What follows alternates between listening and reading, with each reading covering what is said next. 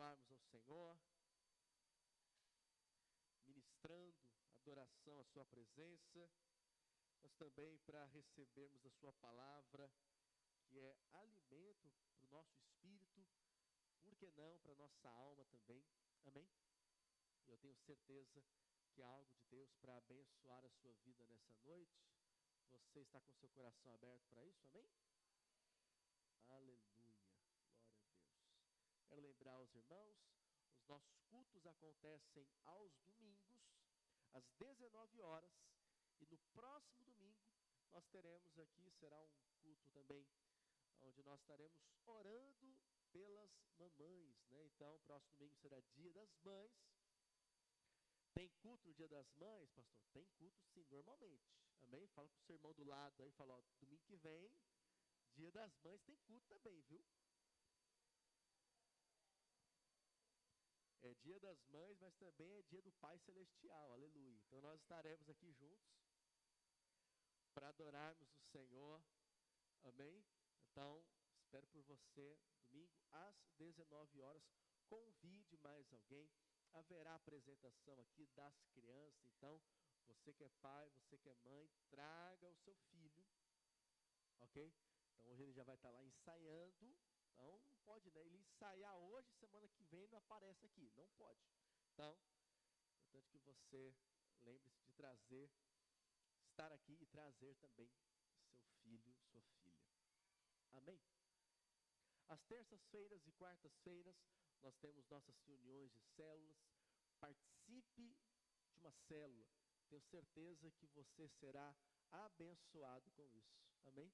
Quando nós estamos reunidos como igreja, uma oportunidade do Senhor ministrar o nosso coração, mas também de nós servirmos ao Senhor com os dons que Ele tem nos dado. Isso acontece nas nossas reuniões de célula. Por isso, participe de uma célula.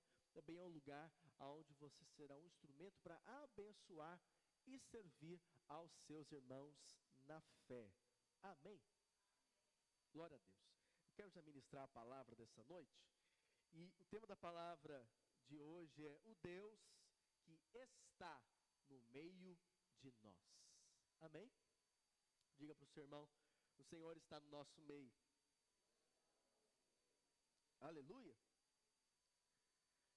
Vamos ler um texto, Josué 3, verso 10, depois nós vamos orar pela palavra dessa noite.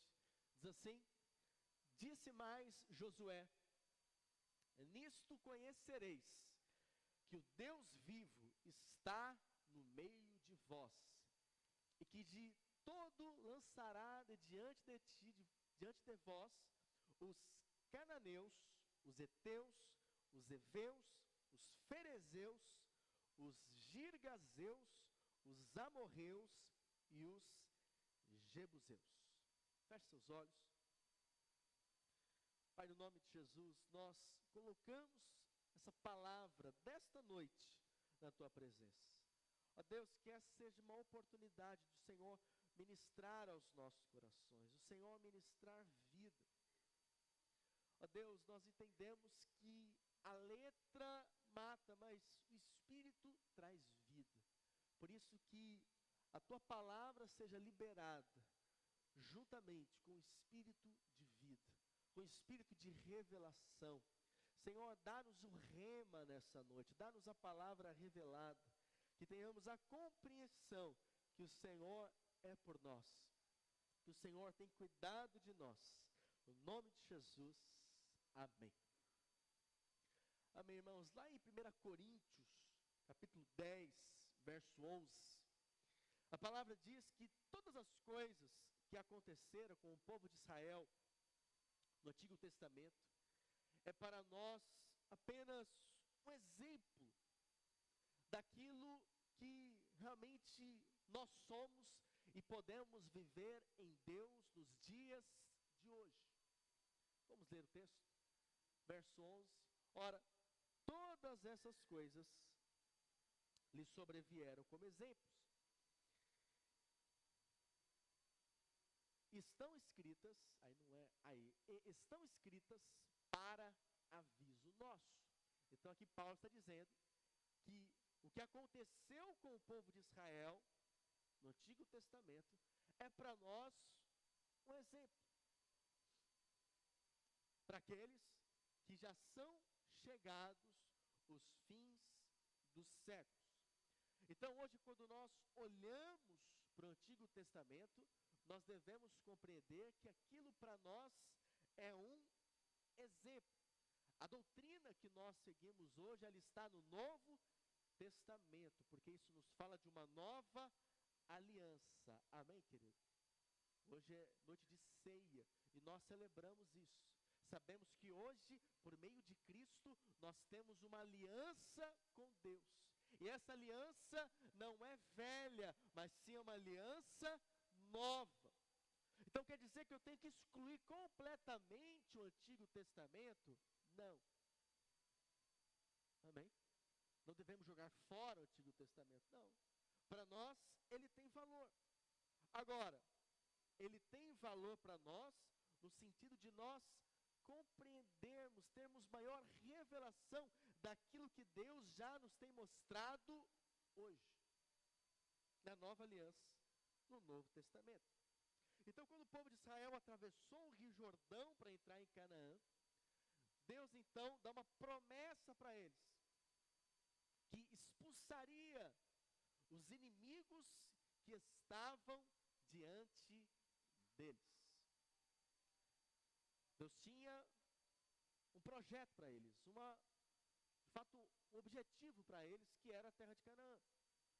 Agora, não é porque Deus tinha para eles essa terra, que Deus simplesmente removeria os inimigos, para que eles então chegassem até lá, sem nenhum tipo de batalha. Não, os inimigos permaneceriam, mas o Senhor os venceria. Amém? Da mesma maneira conosco, quem vence os nossos inimigos, na verdade, é o Senhor. Quantos dizem amém? Agora, não quer dizer que nós não tenhamos inimigos. Não, nós temos inimigos. Isso é um fato. Então, só há conquista, só há vitória, porque também existem lutas. Amém, querido? Existem batalhas. Agora, nós queremos que a nossa batalha não é vencida por nós, mas é vencida pelo Senhor. Quando nós falamos da cruz de Cristo, e nós lembramos da Santa Ceia sobre isso, nós temos que lembrar que a vida cristã é uma vida cristã onde nós já somos vencedores. Em Cristo já somos mais que vencedores. Então nós vencemos inimigos, mas não por nossa força, e sim porque o Senhor é por nós. E é interessante que o povo de Israel, aconteceu exatamente isso. Eles tinham inimigos diante deles, e o Senhor venceu esses inimigos que foram colocados diante deles. E é interessante que o Senhor nos fala de 7 inimigos. O número 7 na Bíblia simboliza algo completo, algo pleno. Amém? Então você sabe, a criação ocorreu em quantos dias? 7 dias. Então isso fala de algo completo, de algo pleno. Da mesma maneira, esses inimigos citados representam os nossos inimigos hoje. Porque, como eu disse, o Antigo Testamento, ele é apenas uma sombra da nova aliança. Então, o Antigo Testamento, a Antiga Aliança, aponta para a nova aliança, aquilo que hoje para nós é uma realidade. E é interessante que podemos ver o nome de cada um desses inimigos, nós vamos estudar sobre isso aqui hoje, no original deles, o que representa esses inimigos nas nossas vidas hoje, e que pela fé em Cristo nós já vencemos, amém, irmãos? O Senhor prometeu expulsar diante de nós esses inimigos. Então, o primeiro inimigo citado, povo inimigo, são os cananeus. Diga, cananeus. A palavra cananeu significa comerciante, significa pessoas que fazem troca, pessoas que fazem negócios. Então, quem que esse povo representa. Quando cita-se aqui então que esse povo representa um povo que faz negócios, nós devemos compreender que se há um inimigo no nosso relacionamento com Deus, é quando nós queremos usar de barganha no nosso relacionamento com Deus. Aquilo que nós chamamos de justiça própria. Você sabe que a base de toda a religião, qual que é? Se eu fiz, eu sou merecedor, não é assim? Se eu não fiz, eu não sou merecedor. Então, há religiões que ensinam isso. Se você ajudar as pessoas, então você vai para o céu. Se você não fizer mal para ninguém, então você vai para o céu. Mas isso é verdade, sim ou não? Diga não. Nós vamos para o céu unicamente por causa de Jesus Cristo. Amém, querido? Ele é o caminho, a verdade e a vida. Então, não tem como ninguém ser salvo por obras. Nós somos salvos por meio da graça, por meio da fé em Cristo Jesus. Por isso, então, nós precisamos compreender isso. Se há um inimigo, se há algo que nos impede de desfrutar daquilo que Deus tem para nós, é quando nós queremos barganhar com Deus. Diga, eu preciso desistir de barganhar com Deus. Que é aquele pensamento, se eu fizer isso, Deus fará aquilo para mim. Creia, querido, Deus é o seu Pai, amém, querido? E por isso você já é abençoado. Você já está na posição de um abençoado. Por isso, não confie na sua justiça própria. Os cananeus, portanto, representam a troca com Deus, a barganha. Nós devemos tomar cuidado para não nos relacionarmos com Deus na base da troca, na base da barganha. Ou seja, se eu fiz algo para Deus, Ele precisa me abençoar, Ele precisa me recompensar, porque se Ele não me recompensar, Deus é mau. Ou Deus se esqueceu de mim. Não é assim que funciona. Amém? Você não precisa trocar as suas boas práticas, as suas boas ações pelas bênçãos de Deus. Não, você já é abençoado. E porque você já é abençoado, você tem boas ações. Você diz amém por isso? Lá em 1 Crônicas, capítulo 29, verso 12, olha o que Davi diz. Riquezas e glória vêm de ti, tu dominas sobre tudo. Na tua mão há força e poder. Contigo está o engrandecer e a tudo dar força. Por isso compreenda, você não pode dar absolutamente nada para Deus. Sabe por quê? Porque tudo que você tem vem dele. Compreende isso? Não tem nada que você fala, não, eu vou dar isso para Deus, então isso vai fazer Deus me abençoar completamente. Não, você já é abençoado. Agora, quando você é generoso e entrega algo como ao Senhor, acredite, isso sim vai trazer um ciclo de maior favor sobre a sua vida, porque isso demonstra que o seu coração está voltado para Deus.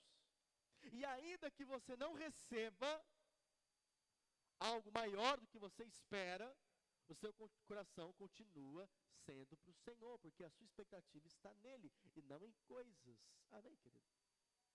Portanto, os cananeus representam o espírito de justiça própria, que muitas vezes nos ataca e quer nos levar a relacionarmos com Deus baseados numa negociação. Onde se eu fiz algo certo, se eu fiz algo bom, Deus tem que me abençoar. Deus tem que fazer isso. Cuidado. Lembre-se que a base de toda religiosidade é a justiça própria. Cuidado com a justiça própria. A nossa justiça é Cristo. Diga, minha justiça é Cristo. Lembre-se disso. Sabe por quê, querido? Porque às vezes tem coisas que nós queremos que Deus realize nas nossas vidas. Que Deus nos abençoe.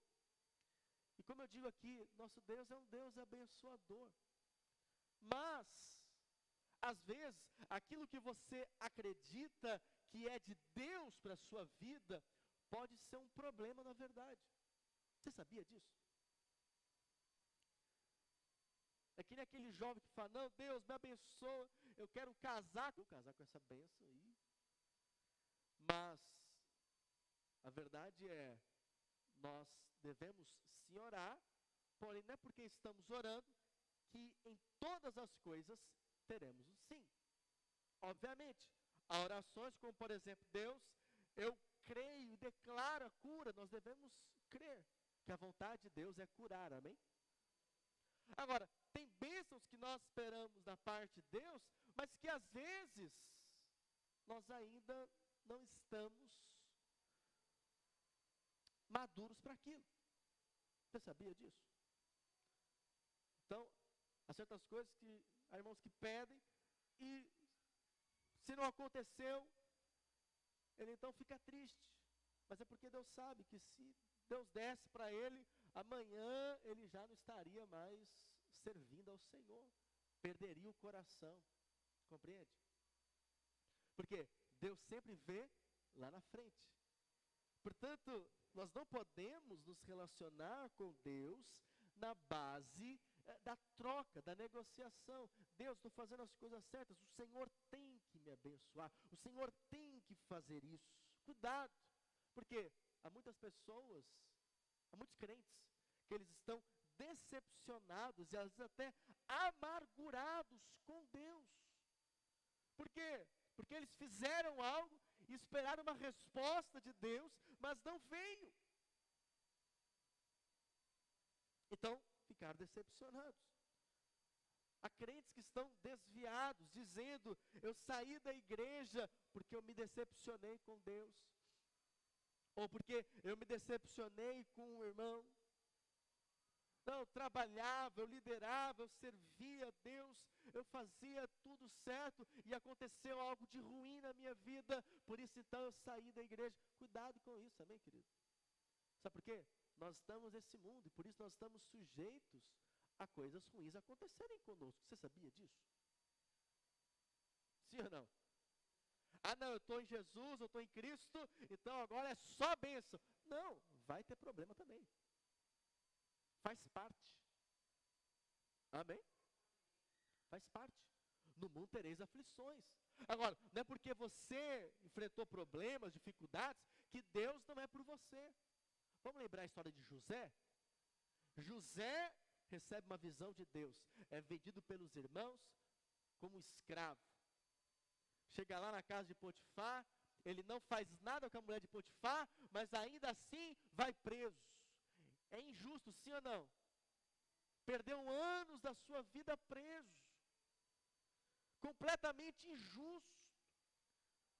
Alguém que olha a vida dele ali na prisão, de maneira errada, fala o quê? Não, esse cara pecou, fez algo de errado contra Deus. Mas não, ele estava debaixo do favor de Deus.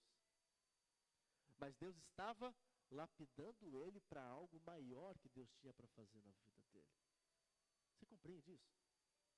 Então nós não podemos taxar uma situação, um revés na nossa vida, uma situação ruim. Ah, então Deus esqueceu de mim. Ou Deus não está comigo. Não, não necessariamente, acontece. Não se decepcione com Deus. Amém, querido? Ele tem cuidado de você. Mas tem irmão que se decepciona. Deus, eu orava por algo, servia o Senhor, era fiel nos dízimos, dizimava até da hortelã. Fazia tudo certo e não aconteceu um problema na minha vida, o Senhor esqueceu de mim. E aí então, ele sai da igreja. Nós não podemos se relacionar assim com o Senhor, amém, querido? Sabe por quê? Sabe o que é engraçado? Eu nunca vi um torcedor de time de futebol, que o time não ganha título, tipo o Santos assim, né? Não ganha título, não ganha nada. Eu nem vejo mais nada do Santos já tem anos. Sou santista. Mas só com a questão, passa ano, entra ano, decepcionado com o time, mas eu não consigo virar corintiano.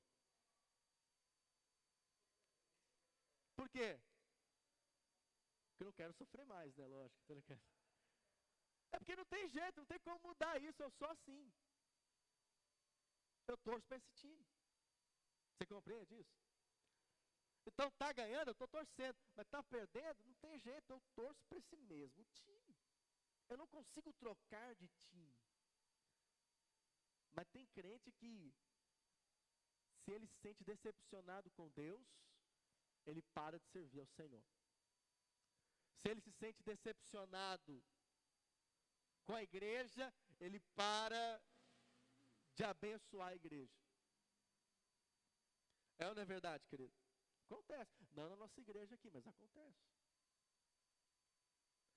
Agora, com o time de futebol não é assim.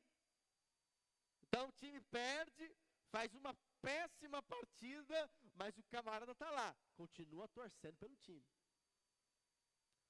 Não é assim? Portanto, nós não podemos permitir que alguma situação ruim nas nossas vidas venha a desfalecer o nosso relacionamento e a nossa disposição de servir ao Senhor. Quantos compreendem isso? É por isso que esse é um inimigo que encabeça a lista de Deus, que precisa ser expulso da nossa vida. Você não pode se relacionar com Deus na base da troca. Amém? Você já é abençoado. Você já é um filho amado. Amém? Ah, deu algo ruim, algo que não está legal, eu estou triste. Acontece. São situações da vida. Amém? Ah, alguém me deixou, pastor. Por que Deus me deixou nessa situação? Ah, eu fui mandado embora do trabalho. Ah, eu me preparei para um concurso, estudei e não consegui passar. Acontece.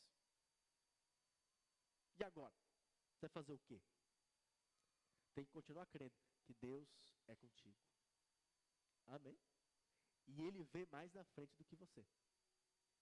Isso é um fato. Deus sempre vê à frente. Não reclame, às vezes, daquilo que não aconteceu na hora que você gostaria que acontecesse. E lembre-se, servir ao Senhor, viver para o Senhor, é sempre o melhor. Você crê nisso? O segundo inimigo eram os heteus. Este foi o segundo inimigo que o Senhor,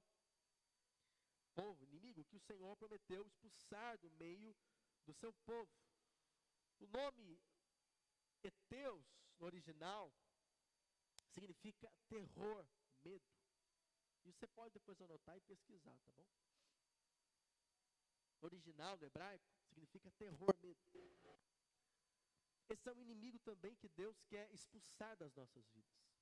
Um filho de Deus não pode viver cheio de medo. Não pode viver aterrorizado. Agora, há muitos crentes que vivem assim. Dia após dia, levantam da cama com medo. Saem de casa com medo. Vai passando o tempo, quando ele pensa no futuro, ele pensa com medo. Portanto, te pergunto, que tipo de medo que você tem? Você tem medo da noite? Você tem medo da morte? Você tem medo de perder seus filhos? Você tem medo do futuro? Você tem medo de não ter dinheiro suficiente para conseguir viver? Você tem medo de não ter comida suficiente? Você tem algum medo que hoje tem impedido você de viver plenamente?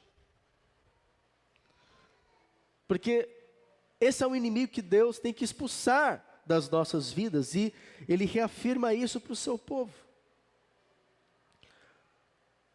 Então, há muitos medos que nós podemos ter, não é verdade, irmãos? Muitos medos. Mas nós devemos crer que o Senhor, ele já venceu a morte. Porque o medo, em último estágio, é sempre a morte. É sempre o medo da morte.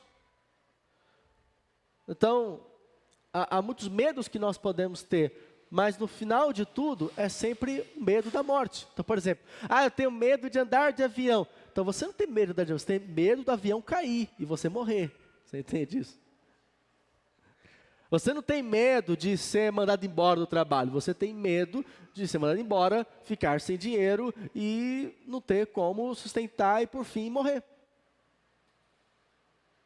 Portanto, nós devemos guardar o nosso coração com a palavra de Deus, sabendo que ela nos faz, sim, em Cristo, vencedores, e por isso o medo não deve ter lugar no nosso coração. Hebreus 2, verso 14.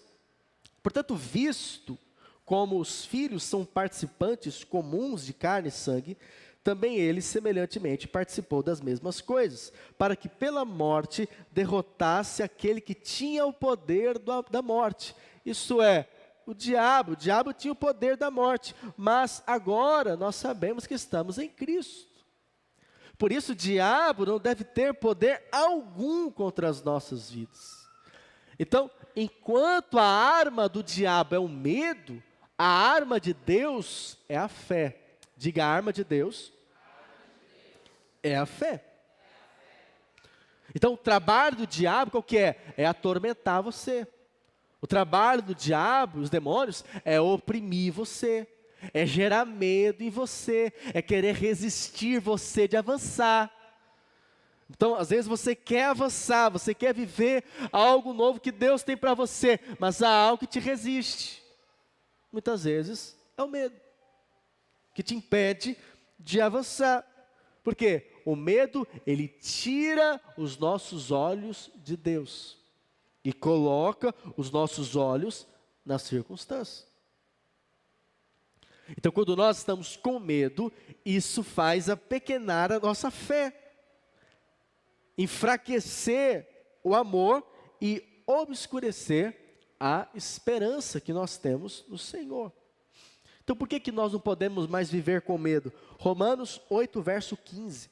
Porque não recebestes o espírito de escravidão, para viverdes outra vez atemorizados, mas recebestes o espírito de adoção. Diga, eu fui adotado.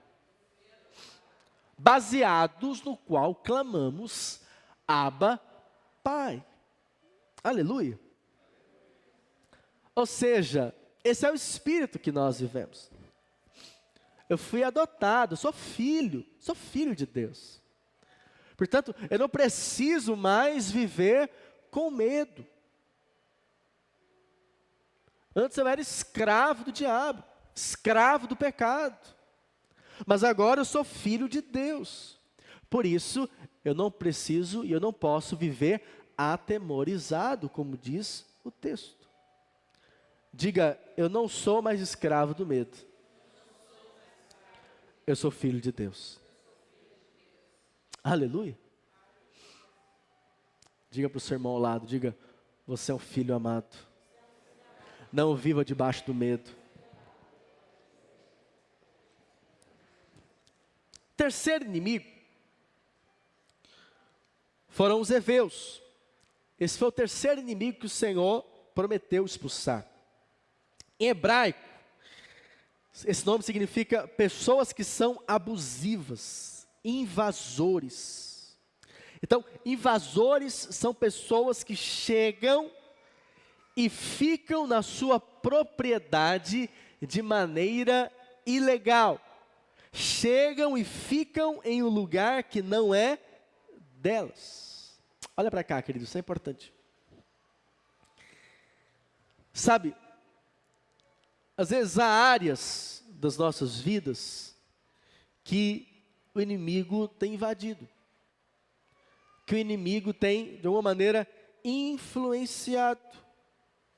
Talvez ele tenha influenciado seus filhos. Com o passar do tempo, você não foi percebendo, mas o inimigo tem influenciado seus filhos. De que maneira? O mundo. O mundo é um inimigo. Quantos compreendem isso? O mundo é um inimigo. O mundo é inimigo de Deus, diz a palavra. Então, se nós não vigiarmos, os nossos filhos podem ser influenciados por esse mundo. De alguma maneira, sendo invadidos naquilo que não deveria. Mas nós devemos crer que o Senhor quer restaurar os nossos filhos para servi-lo, amém? Talvez sejam invasores que estão retendo as suas finanças. Então, há esse inimigo também, que quer de alguma maneira invadir aquilo que é seu, aquilo que você tem desfrutado em Deus, aquilo que é favor e bênçãos de Deus sobre a sua vida. Cuidado. O diabo às vezes vai trabalhar para reter a sua vida financeira, invadindo. Porque você sabe, né? O diabo, para oprimir alguém, ele não pergunta nada, ele simplesmente vai. Não é assim? É que nem aquele cachorro vira-lata, ele vê uma portinha aberta, ele já vai entrando. Portanto, você precisa compreender que há áreas da nossa vida que o diabo vai querer invadir, vai querer entrar. E nós precisamos estar em oração, mas também vigilantes. Amém, querido? Lembra que Jesus disse? Vigiai e orai. Você tem que orar, mas você tem que vigiar. Porque tem irmão que ora muito, mas ele não vigia nada. Então tem coisa que é vigilância. Então quando a gente fala aqui sobre os filhos, você tem que ficar ligado no celular do seu filho, o que ele está vendo, com quem que ele está conversando. Você entende? Ou seja, eu preciso ficar atento ao que está acontecendo na minha casa, de maneira espiritual, vigiando. Porque o diabo, ele quer invadir áreas da nossa vida. Não foi assim com Adão? Por que Adão e Eva caíram? Porque a serpente invadiu um espaço que Adão permitiu. De certa maneira, então, todos nós temos que ter essa responsabilidade. Assim como Adão falhou, nós também podemos falhar. E como que vencemos? Quando nós vigiamos. E entendemos que tem áreas que o diabo vai querer invadir a nossa vida e nós não podemos permitir. Os irmãos estão compreendendo? E isso envolve sim os nossos filhos. Cuidado com o que eles estão vendo, ouvindo, conversando, acessando. Você sabe, isso aqui é uma bênção, mas também pode ter uma maldição na sua vida, na sua casa. Por isso, cuidado. Procure dar o exemplo para os seus filhos.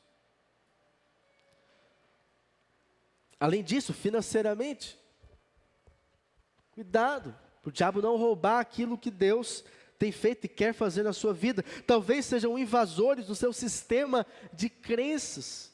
Porque o diabo, ele sempre vai querer trabalhar naquilo que você está crendo. Então, se você recebe a palavra de Deus no seu coração, o diabo vai trabalhar para tirar essa palavra que foi semeada no seu coração. Sabia disso? Ele vai trabalhar de diversas maneiras. Aqui durante a reunião, depois da reunião, para que você esqueça completamente o que foi ministrado, para que você não pratique a palavra, porque Jesus disse que nós devemos praticar a palavra e não sermos apenas ouvintes. Então eu preciso praticar aquilo que eu estou ouvindo. Então a sua fé é algo que tem que ser guardado às 7 chaves, amém, querido? Por isso hoje nós estamos aqui para declarar que esses poceiros sairão das nossas propriedades em nome de Jesus. Então, se há algo na sua casa, na sua vida, na sua família, que você vê que o diabo tem influenciado, tem tirado, tem de alguma maneira invadido, você tem que, em nome de Jesus, crer que o Senhor vai remover esse inimigo da sua vida em nome de Jesus. Amém, querido? Como que eu faço isso, pastor? Aplicando fé, declarando em fé. É assim que nós vencemos. Quarto, os fariseus. O quarto inimigo citado pelo Senhor são os fariseus. Em hebraico, fariseu significa aldeias sem muros. Isso é uma coisa boa, sim ou não? Não. Portanto, nos tempos bíblicos, uma aldeia sem muros significava uma aldeia desprotegida. Quando nós lemos a história de Neemias, não sei se você já leu a história de Neemias, mas é interessante que Neemias ele se sente vocacionado para reconstruir ali a cidade de Jerusalém. E quando ele chega lá, ele percebe que os muros foram derrubados. Então, o trabalho dele se resume a isso, a levantar os muros. Portanto, isso nos mostra um princípio espiritual. O princípio que nós devemos tomar cuidado, para que na nossa vida nada esteja desprotegido, mas sim protegido pelo Senhor. Portanto, quando o inimigo quer nos atacar, a primeira coisa que nós temos que tomar cuidado é para ver se há algo vulnerável nas nossas vidas. Se nós estamos numa sensação de vulnerabilidade. Ou seja, quando há falta de proteção, o inimigo, ele vai atuar, ele vai agir com plena liberdade. Por isso que quando Neemias chega em Jerusalém, a primeira coisa que ele faz então é trabalhar para quê? Para reconstruir os muros. Levantar os muros. Eu não sei você, mas antes de dormir, a coisa mais importante que eu tenho que fazer é fechar a minha casa. Não é assim na sua casa também? Você vai lá, fecha a porta. Às vezes até eu chegar na cama eu já esqueci que eu fechei a porta. Aí eu pergunto para minha esposa, a gente fechou a porta? Ainda bem que ela tem uma boa memória, ela fala, não, fechei, certeza. Mas quando eu estou com dúvida, eu vou até lá e confiro se não está realmente fechada a porta. Porque isso traz proteção. Amém? Da mesma maneira, nós devemos compreender isso. O Senhor espera que nós tenhamos os muros erguidos nas nossas vidas. Isso nos fala de segurança, de proteção. Isaías 40, verso 11, olha o que diz o texto. Como o pastor apacentará o seu rebanho, entre os seus braços recolherá os cordeirinhos e os levará no seio, as que amamentam, ele guiará mansamente. Aqui nós devemos crer e compreender que o Senhor é Ele quem nos guarda. Amém, querido? Você precisa constantemente verbalizar essa fé, declarar essa fé, que você está guardado. É que tem irmão que ele gosta da teologia da brecha, né? Ah, aconteceu tal coisa na minha vida. Qual que é a brecha, pastor? Aí ele vive a caça, é o detetive da brecha. Ele vai caçar a brecha. Então, se aconteceu algo na vida financeira, aí ele procura avaliar, o que eu deixei de fazer? E a verdade é, olha para cá, querido, sempre vai ter alguma falha, não adianta. Algum momento você vai errar. Em alguma circunstância você vai errar. Se você viver atrás da teologia da brecha, você vai viver preocupado e com medo. Porque sempre vai ter algo que você vai falar, não, o inimigo está agindo na minha vida, porque tal coisa eu deixei de fazer. Mas lembre o que Jesus disse na cruz, está consumado. Amém? Está consumado, querido. Você precisa crer que o Senhor é aquele que guarda, que cuida de você. Ele apacenta você como você sendo um cordeirinho dele. Você crê nisso? Porque somente assim é que você vai viver uma vida em paz, sem medo. Amém, irmãos? Ah, pastor, então quer dizer que nós não falhamos, não erramos? Sim, claro que falharemos, erraremos em circunstâncias. Mas isso não é a base para nós termos certeza de que o diabo está tendo então poder contra as nossas vidas. Por quê? Porque em Cristo nós já vencemos o diabo. Nós já vencemos o inimigo.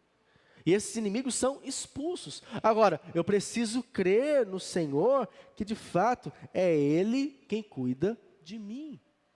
É Ele quem me guarda. O Senhor apacenta o seu rebanho, amém, irmão? É Ele que apacenta. Ele que apacenta. Ele carrega os cordeirinhos no colo e conduz com ternura os que têm filhos pequenos. Por isso, a essência de uma vida, olha para cá, querido, isso é importante. A essência de alguém que vive sofrendo é muitas vezes a vulnerabilidade, é o desamparo, é o sentir-se sozinho, é o sentir-se desprotegido. Cuidado com isso. Diga para o seu irmão, você não está sozinho. Você não está desprotegido. O Senhor cuida de você. Fala para Ele. O Senhor cuida de você. Amém, querido? Ele cuida. Sabe, nós devemos tomar cuidado, irmãos. Para novamente, eu cito isso, não viver um relacionamento com Deus baseado, se eu fiz algo de bom, Deus me ama. Se eu fiz algo de mal, Deus vai me pegar. Não é assim. Nós estamos na nova aliança. E em Cristo, o Pai, Deus, na verdade nem era seu pai. Deus, Criador, está virado com você. Mas Cristo nos substituiu. E por isso não tem mais ira para você. Porque agora você foi salvo pela graça. E por isso você precisa crer que Ele cuida de você. Ele protege você. Você não deve se sentir sozinho. Por quê? Porque o Senhor sustenta você. E Ele se importa com você. Vamos ler Salmos 46, verso 7. O Senhor dos exércitos está conosco. O Deus de Jacó é o nosso refúgio. Por isso, erga suas mãos. Diga assim, nos braços do Pai, eu não me sinto vulnerável. Diga, nos braços do Pai, eu sei que eu tenho um pastor, que Ele me protege, Ele luta por mim. Amém? Por isso você pode ficar tranquilo, amém, querido? Sabendo que o seu Pai está cuidando de você. Quinto, inimigo. Vou dar uma acelerada agora, irmãos. Os girgazeus. O quinto inimigo citado, o nome significa literalmente ficar ou chafurdar no barro. Significa pessoas que vivem no barro. Esse era um outro povo. Inimigo. Isso aqui é apenas uma imagem para trazer uma alusão do que é, mas não é isso não, tá? Mas significava isso o nome. Povo que vive no barro. Ou seja, o barro aponta para o corpo. Quando a gente fala sobre isso, então, podemos compreender que, espiritualmente, isso nos leva ao entendimento como o barro aponta para o homem foi feito do pó, do barro. Então, podemos compreender que isso aponta para a carne. Esse é um outro inimigo que nós temos que vencer. Sabe, um filho de Deus não pode viver uma vida na carne, não pode andar na carne. Olha para cá, muitos dos problemas que nós sofremos ou vivemos é por andar na carne, viver na carne. Quer dizer que Deus não me ama, pastor? Sim, Deus te ama, mas aquele que semeia para a carne, pela carne, ele vai colher isso também na vida dele. Não é assim? Eu lembro que o texto diz que Abraão andava sim com Deus, mas em um momento que ele tem uma escolha de andar na carne, de não acreditar que Deus daria o seu filho, de fato, por meio de um milagre, e ele tenta ajudar Deus, então deita ali com a sua serva, e então tem um filho com ela. Ele queria que aquele filho fosse, na verdade, o resultado da promessa de Deus, mas não era. E por conta daquele ato, a Bíblia fala que Deus ficou 13 anos sem falar com Abraão. Por quê? Uma atitude na carne, um passo que ele deu na carne. Sabe, quando nós vivemos na carne, nós deixamos de viver aquilo que Deus espera que nós vivamos no Espírito. Por isso, andar no Espírito é uma prática diária. Amém? Diga, andar no Espírito é uma prática diária. Sexto inimigo, os amorreus. Os amorreus significa essencialmente dizer, mas no seu lado negativo significa caluniar.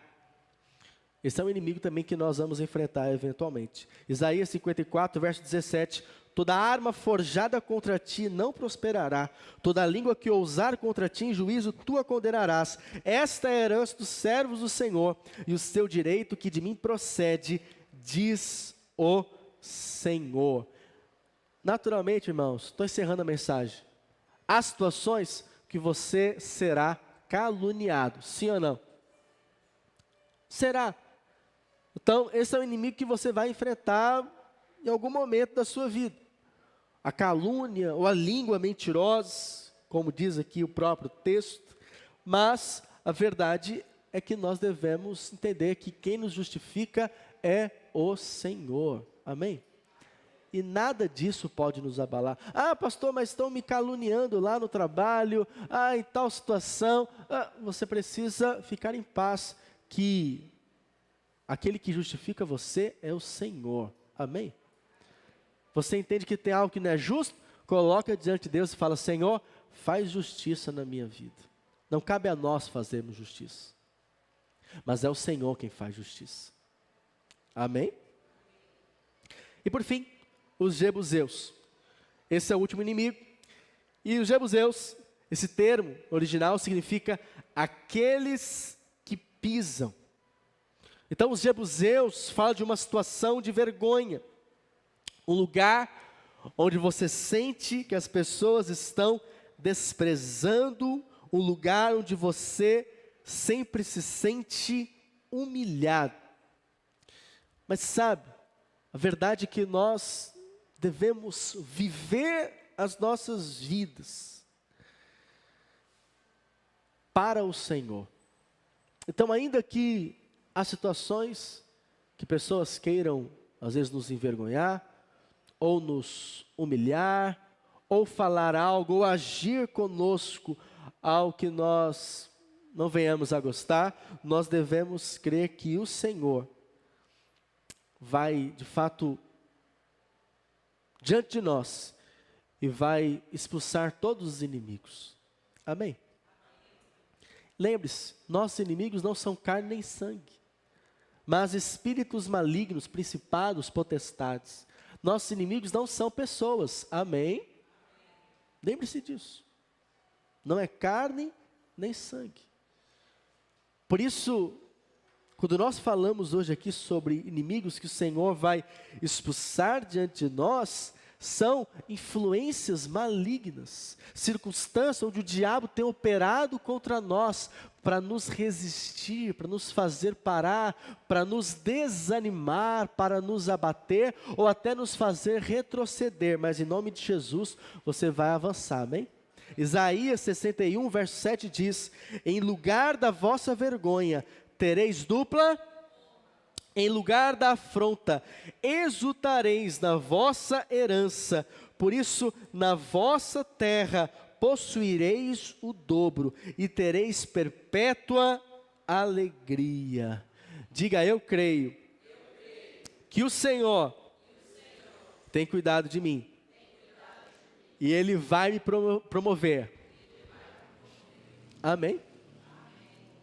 Quando eu falo que e declaro que o Senhor vai nos promover, é para aquilo que Ele tem a realizar nas nossas vidas. Amém? Não quero que você se resuma a isso: vou ser promovido no trabalho. Amém, será também. Mas ser promovido no propósito de Deus. Ser promovido naquilo que Deus tem para fazer na sua vida, daquilo que Deus quer usar você, daquilo que Deus quer agir através de você. É interessante a vida de Davi, como ele foi sendo promovido por Deus. Em passos, ao decorrer de um processo e de respostas que ele foi dando, respostas corretas diante de Deus, e ele viu então o favor e a bênção de Deus crescendo cada vez mais na vida dele. Eu creio que o Senhor também tem isso sobre nós. Amém, querido? Salmo 27, vou encerrar com esse texto. Salmo 27, verso 1 ao 6, 13 e 14. Vamos ficar em pé? Vamos declarar esse texto juntos?